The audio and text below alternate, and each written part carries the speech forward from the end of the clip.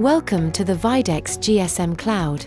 This tutorial explains how to send a global announcement by sending a text message to all call button telephone numbers in the GSM intercom module.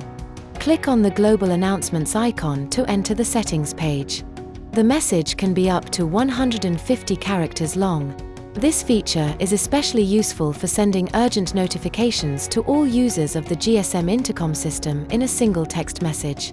Enter the text message as shown, for example, maintenance notice. Water supply will be temporarily turned off today between 1 p.m. and 2 p.m. Building management. Now click Submit. The message you've created will now be delivered to all telephone numbers assigned to the call buttons. Thanks for watching.